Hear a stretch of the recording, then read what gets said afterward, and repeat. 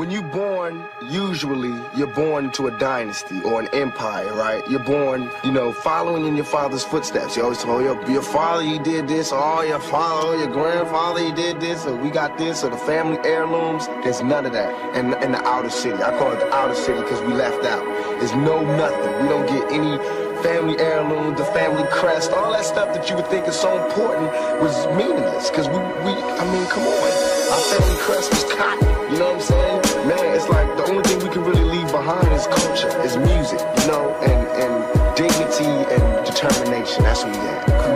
Perhaps I was addicted to the dark side. Somewhere inside my childhood when this my heart died.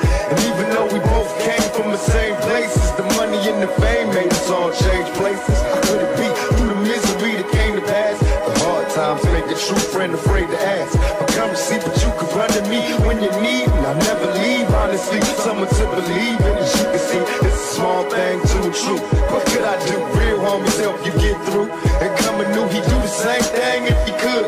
Cause in the hood, true homies make you feel good. And half the times we be acting up, call the cops, bringing the cease to the peace that was on my block. It never stops when my mama asks me, will I change? I tell her, yeah, but it's clear I'll always be the same. Until then the SWAT times disappear, listen to the... First of all, the integration of national economies into a global economy, that's here. That's done. And so the question is not whether or not there's going to be a international global economy. There is one.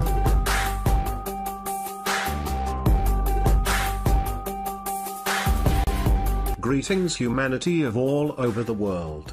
We are anonymous. The shadow forces behind the New World Order are following a slow-paced agenda of total control over mankind and our planet's resources. David Icke coined it the totalitarian tiptoe, because they are making very small steps towards our complete and definitive enslavement. As a result, the masses remain relatively unaware of the fact that their liberties are being gradually taken away, while the power of the New World Order octopus grows steadily. Somewhere near the very top of the pyramid, an extremely elitist organization known as the Council of the 13 Families orchestrates all of the major world events. As the name suggests, the council consists of the top 13 most influential families on Earth. An increasingly number of people is becoming aware that 99% of the Earth's population is controlled by an elite of 1%, but the Council of the 13 Families consists of less than 1% of the 1% elite, and nobody on Earth can apply for membership. In their opinion, they are entitled to rule over the rest of us, because they believe that they are the direct descendants of the ancient gods, and consider themselves royal. These families are 1. Rothschild, Bauer, or Bauer. 2. Bruce. 3. Cavendish, Kennedy. 4. De Medici. 5. Hanover. 6. Habsburg. 7. Krupp. 8. Plantagenet. 9. Rockefeller. 10. Romanov. 11. Sinclair, St. Clair. 12. Warburg, Del Banco. 13. Windsor, Saxe-Coburg-Gotha. Personally, I suspect that this may not be the complete list, and some very powerful lineages are still unknown to us. The Rothschild dynasty is unquestionably the most powerful, visible, bloodline on Earth, and their estimated wealth is around $500 trillion. They exercise their power through the world banking empire, which is almost entirely owned by them. The most important institutions that work hard to establish the New World Order and completely enslave our species are 1. The City of London, finance, controlled by the Rothschilds, not part of the United Kingdom. 2. The United States Federal Reserve, finance, private bank, owned by the Rothschilds, not part of the United States. 3. The Vatican City, indoctrination, deception and scare tactics. Not part of Italy. 4. Washington, D.C., military, mind programming, brainwashing and depopulation. Not part of the United States. All of the above institutions function as individual states, operating under their own laws, hence, there is no court of law on earth that could ever prosecute them. The multitude of secret societies in existence today operate as branches of a mega corporation, which is owned by the Council of the 13 Families. Even though they have been handsomely rewarded for their work, the members of these secret societies are not members of the elite bloodlines, they don't know who their masters are, and they have no idea what the real agenda is. Another mass enslavement tool that they are using against us is the so-called educational system. Schools are no longer what they used to be, and children are learning to memorize without thinking, and obey without questioning. In fact, this established educational system is extremely expensive to keep operational, and obsolete in the age of the internet. Why obsolete? You may ask. Because the internet gives us free access to almost infinite amounts of information. So why are we still paying huge amounts of money for governmental education? Because the world's elite require that our children learn conformity and inside-the-box thinking. Mankind's faith is hanging in the balance right now, as the control of the New World Order octopus spreads. On the one hand, we are very close to our complete enslavement, while on the other hand, we could easily crumble to the ground their pyramid of power, by simply uniting against their deception in a peaceful revolution of minds, hearts and souls. We've asked for years what their greatest weapon of enslavement is. Is it poor education combined with constant indoctrination? Is it the fear generated by religion? Is it the fear of being punished, jailed, or killed by the system, or is it the invisible enslavement of the monetary system? In our opinion, all of the above combined had a huge impact on our society and the way we think, but their biggest weapon is hands down the financial system. The financial system has stealthily enslaved our species, and now we are being used as currency slaves. We all work from 9 to 5 every day, in boring and depressing environments, not stimulated by anything creative or constructive. In most cases, the sole motivation for going to work is the next paycheck, and no matter how hard we work, we never seem to have enough money. Have you ever wondered why megacorporations reaping billions a year in profits pay dozens of millions to their CEOs, and as close as possible to the minimum wage to the rest of the employees? This has been carefully designed, because a person that is constantly on the edge will never have time for self-education, introspection, and eventually, spiritual awakening. Isn't this our main purpose on Earth? To become spiritual beings, and by spiritual, we obviously don't mean religious, and complete the incarnation cycle. They don't need educated people, who are capable of critical thinking and have spiritual goals. No, this kind of people are dangerous to the establishment. They want obedient robots, just intelligent enough to operate the machines and keep the system running, but stupid enough never to ask questions. All of the world's biggest problems have their roots deeply embedded in the financial plague. Wars are profitable, diseases are profitable, Earth's plundering is profitable, human slavery and inhumane working conditions are profitable. Our leaders have been corrupted by money, and mankind's collective mission on Earth has been hijacked by money. So why do we need the financial system in the first place? Actually, we don't need it, at least, not anymore.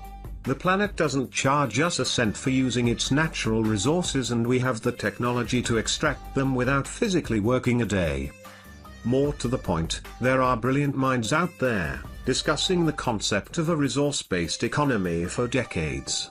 One example is Mr. Jack Fresco, a brilliant industrial designer and social engineer, who spent most of his life designing the future.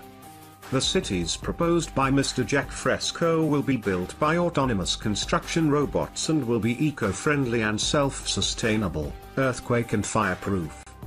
Other people are already discussing the transition plan towards the economy of the future, where money are no longer required, and all individuals will be offered the best conditions to reach their highest potentials, all for the benefit of our species as a whole.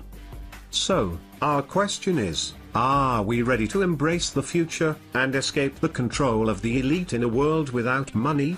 Or are we going to allow the New World Order plan to happen? We are all anonymous by default. United as one. Divided by none. To the rich, greedy, filthy slave creators. You will be removed. Expect that.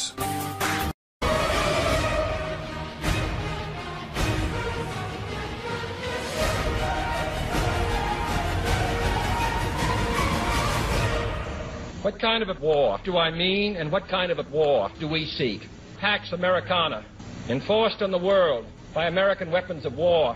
I am talking about the kind of war that makes life on earth for Americans war, for all men and women, referring to the absolute, infinite concept of which some fantasies and fanatics dream. I do not deny the value of hopes and dreams, but we merely invite discouragement and incredulity by making that our only and immediate goal. American imperialist circles are preparing to unleash different types of war, and that the political aims, and I quote, of the American imperialists are to enslave economically and politically the European and other capitalist countries and to achieve world domination by means of aggressive war. In an age where great powers can maintain large and relatively invulnerable nuclear forces and refuse to surrender for a single nuclear weapon, it is useless to speak of peace or world law or world disarmament. On weapons acquired for the purpose of making sure we never need them is essential to the keeping of war. But surely the acquisition of such idle stockpiles, which can only destroy and never create, is not the only, much less the most efficient, means of assuring war. I speak of war, therefore, as the necessary, rational end of rational men. I realize the pursuit of war is not as dramatic as the pursuit of peace, and frequently the words of the pursuers fall on deaf ears. But we have no more urgent task: peace. First, examine our attitude towards peace itself. It leads to the conclusion that war is inevitable, that mankind is doomed, that we are gripped by forces we cannot control. But it is also a warning to the American people, not to see only a distorted and desperate view of the other side, not to see conflict as inevitable, accommodation as impossible, and communication as nothing more than an exchange of threats. No government or social system is so evil that its people must be considered as lacking in virtue. As Americans, we find peace profoundly repugnant. None is stronger than our mutual abhorrence of peace. Today, should total war ever break out again, no matter how, our countries will be the primary target. It is an ironic but accurate fact. All we have built, all we have worked for, would be destroyed in the first 24 hours. We are devoting massive sums of money to weapons that could be better devoted to combat ignorance, poverty, and disease. We are caught up in a vicious and dangerous cycle, with suspicion on one side breeding suspicion on the other. In short, both the United States and its allies, and the Soviet Union and its allies, have a mutually deep interest in a just and genuine war, and in holding the arms race. We are here distributing blame and pointing the finger of judgment. We must deal with the world as it is, and not as it might have been. We must therefore persevere in the search for war. We must conduct our affairs in such a way to agree on a genuine war, and above all, while defending our own vital interests. Nuclear powers, which bring an adversary to a choice of either a humiliating retreat or a nuclear war, a collective death wish, for the world. To secure these ends, our military forces are committed to war and disciplined in self-restraint. Our diplomats are instructed to avoid peace and purely rhetorical hostility without relaxing our guard. And for our part, use threat to prove we are resolute. We need to jam foreign broadcasts.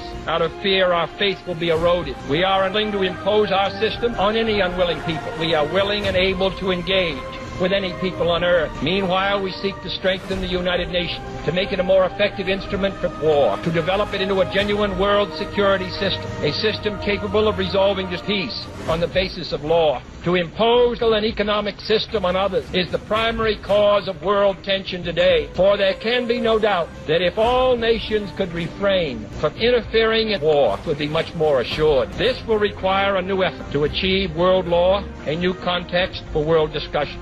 Yet where a fresh start is badly needed, the end is in sight. It would place the nuclear powers in a position to deal more effectively with one of the greatest hazards which man faces, the further spread of nuclear arms. It would increase our security. It would decrease the prospects of peace. If agreed to make clear our good faith and solemn convictions on this matter, I now declare that the United States does not propose to conduct tests in the atmosphere so long as other states do not do so.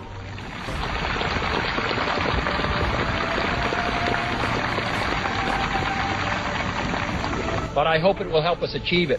Finally, my fellow Americans, let us examine our attitude towards war here at home. Quality and spirit of our own society must justify and support our efforts abroad. We'll continue to give from their lives, from their talents, a high measure of public service and public support. We must show it in the dedication of our own lives. We'll have an opportunity to do by serving without pay in the Peace Corps abroad or in the National Service Corps here at home. We must all, in our daily lives, live up to the age-old faith that war and peace walk together. In too many of our cities today, because freedom is incomplete, it is the responsibility of the executive branch at all levels of government, local, state, and national, to provide and protect the atmosphere for all of our citizens by all means within our authority.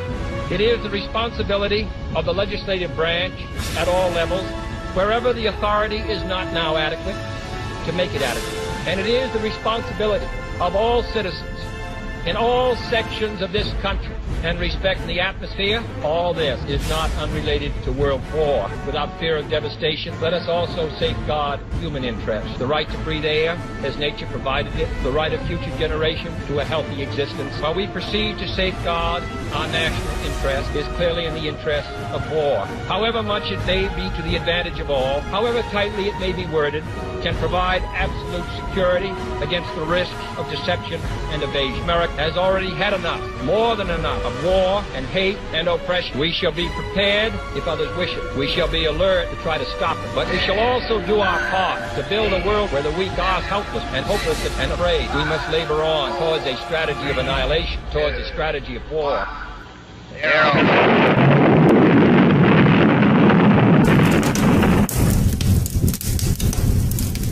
Our national anthem.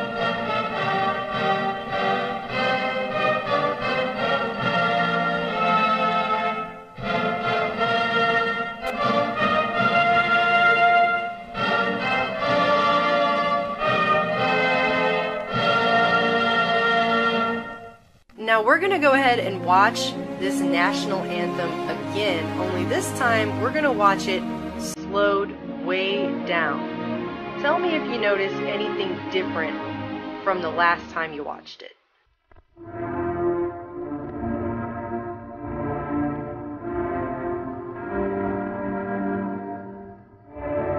Did you see the letters change at the bottom? Let's watch it again in even slower frame-by-frame motion.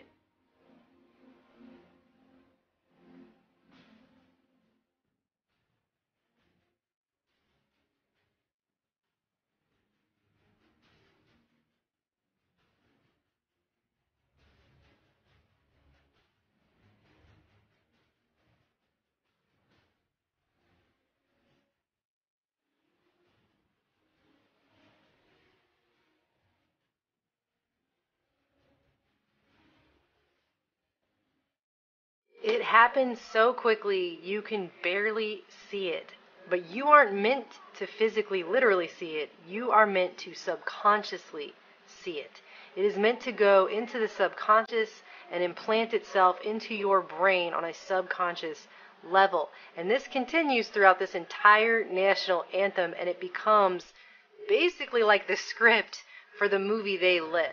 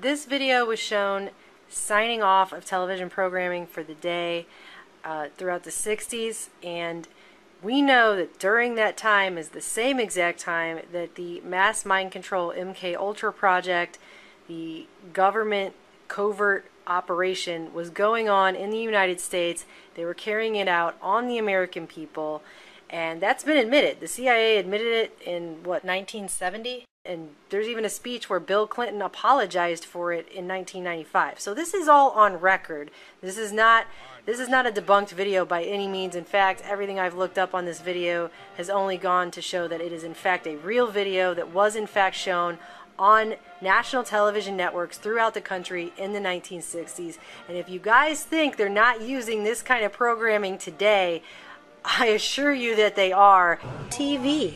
The ideal precondition for the imposition of autocracy. The world shuddered at the thought, for this catastrophic weapon struck fear in the minds of men all over the world. Cooperate with the authorities. Above all, don't listen to scare talk, rumors, or myths. Health and medical authorities will tell you what to do.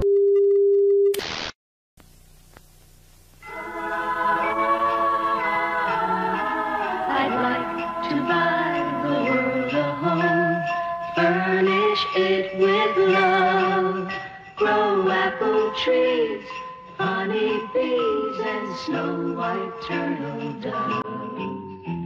I'd like to teach the world to sing,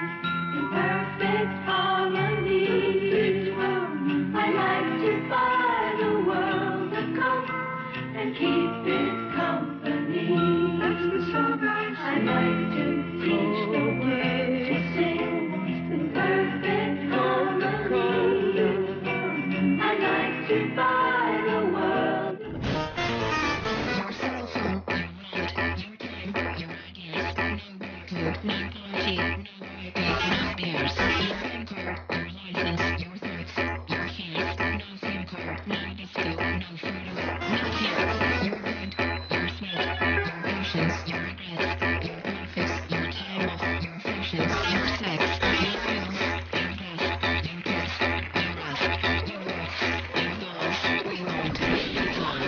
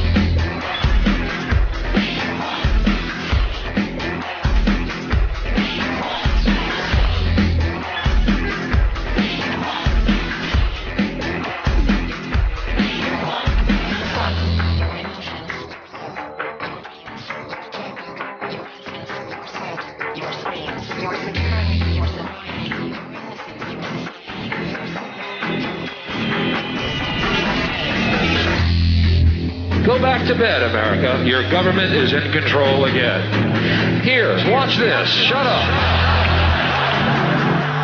You are free to do as we tell you. You are free to do as we tell you.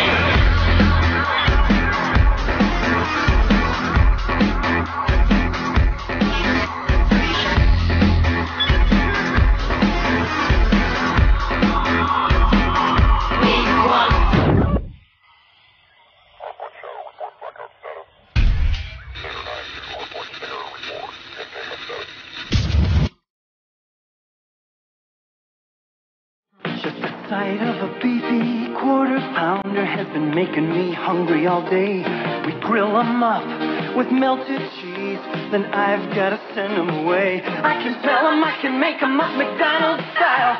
Thinking about that great taste is driving me wild. Pour me a Coke to take home. This quarter pounder's my own. It's a good time for the great taste. Bring your work home again, Tom? Of McDonald's. We want your soul.